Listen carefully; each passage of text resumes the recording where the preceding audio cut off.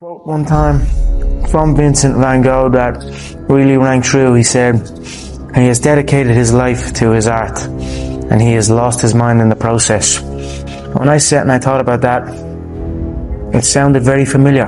I have given every single thing, every ounce of my life to this craft, to perfecting my craft, and I continue to do so. And in the process, I have lost my mind, but in a good way.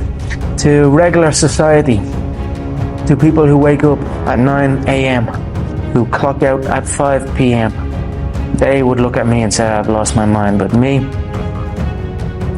I have found it almost. Your lack of commitment is almost an insult to the people who believe in you, and that's what I'm trying to tell myself. I said, there's people who believe in me, so this is what I'm telling myself right now, today. There's people that believe in me, and me having this half commitment. It's not who the fuck I am. It's not what my people. It's not what the people who believe in me deserve. And I want to give back to the people who believe in me and give them that belief, and prove that belief correct. So that's where we're at now, and let's see where it goes. What makes you such a good fighter? I don't know, I'm just curious about it. I'm curious about it. It's never, it's in my head 24/7. There's nothing else I can think of. I don't think about nothing else. And that's it, I'm just curiously fascinated with it, and I can't stop thinking about it. Everything I do in my life is related to this. I don't do nothing else if it's not got to do with fighting. You know what I mean? And that is why, you know what I mean? To be true, all you've got to do is show up. Is that not unhealthy? I don't know. Do I look unhealthy? Take a look at this physique. I'm in phenomenal shape, in body and mind. To me, what's unhealthy is living an unhealthy life. To me, what's unhealthy is getting up and going through the same day, every day of your life, 9 to 5, in an office or in a, you know what I mean? That's unhealthy. That beats your mind. I don't work. I love what I do. And that's why I'm doing what I love. You know what I mean? That's why it's become a career for me, because I love it. I love what I do. So, I don't think it's unhealthy. I feel good in my mind. I mean, it's my life. I'm enjoying the fruits of my hard work. Nobody works harder than me inside the octagon, outside the octagon. I am a workhorse, so I am going to enjoy the benefits of this life. I am going to get myself a big mansion in Las Vegas. I'm going to get the soft top cars. I'm going to bring my whole team out. I'm going to spoil them and give them this life. Big steaks that size, we're eating every single night each. We're eating good, we're living good. It's human nature. Some people will sit and take positivity from that. They will look at that and take inspiration and inspire. It will inspire them to go and push for that. Others will shell up and critique it and be negative towards it.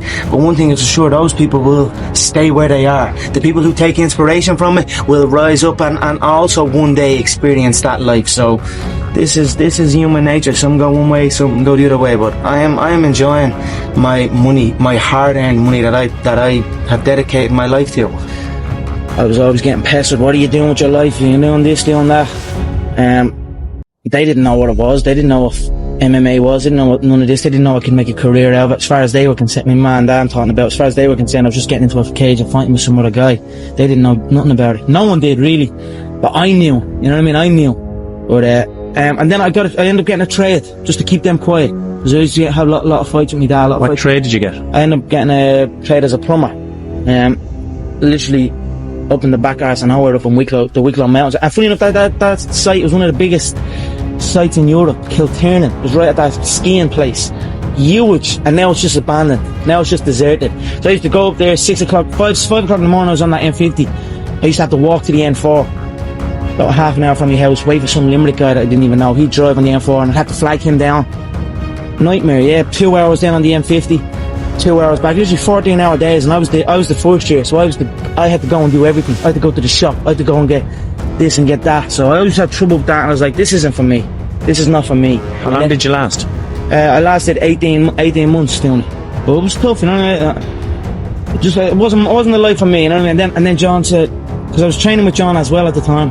And then John got in touch and says, I have a show, I'm running a show, I'd like to fight on it. And then that was it. I just packed it in, didn't show up.